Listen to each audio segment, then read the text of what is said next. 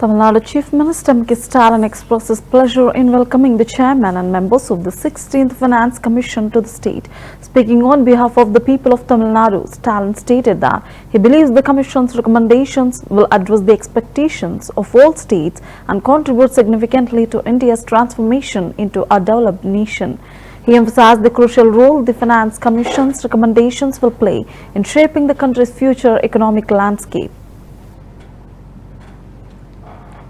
Finance Commission, Dr. Aravind Panagari avargalé, Honorable members of the 16th Finance Commission, Thiru Ajay Naranja avargalé, Tirumadi Hani George Matthew, Dr. Manoj Panda, மாண்புமிகு நீர்வளத்துறை அமைச்சர் துரைமுருகன், மாண்புமிகு அமைச்சர் பெருமக்களே, தலைமைச் செயலாளர் திரு முருகானந்தம் ஐஏஎஸ் அவர்களே, நிதிக்குழுவுடைய செயலாளர் திரு ரித்விக் பாண்டே அவர்களே, 16வது நிதிக்குழு மற்றும் தமிழ்நாடு அரசினுடைய மூத்த அலுவலர்களே, உங்கள் அனைவருக்கும் வணக்கம். தமிழ்நாடு அரசின் சார்பாகவும் தமிழ்நாட்டு மக்களின் சார்பாகவும் மாண்புமிகு 16வது நிதிக்குழுவின் தலைவர் மற்ற உறுப்பினர்களை வரவேற்பதில் நான் மகிழ்ச்சி அடைகிறேன்.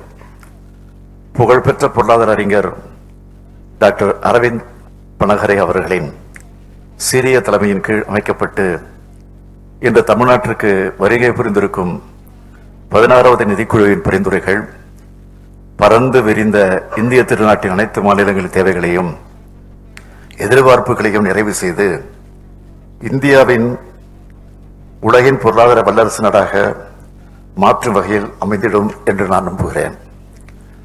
ஒன்றிய அரசிற்கும் பல்வேறு மாநில அரசுகளுக்கும் இடையேயான அதிகார பகிர்வு மற்றும் பொறுப்புகளை இந்திய அரசியலமைப்பு சட்டம் ஏற்கனவே வரையறுத்து தந்திருக்கிறது.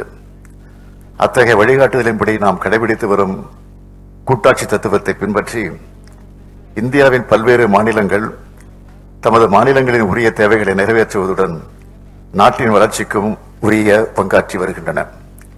எனினும் சுகாதாரம், கல்வி, சமூக நலம் மற்றும் வேளாண்மை போன்ற துறைகளின் முன்னேற்றத்திற்கான பல முக்கியமான திட்டங்களை வடிவமைத்து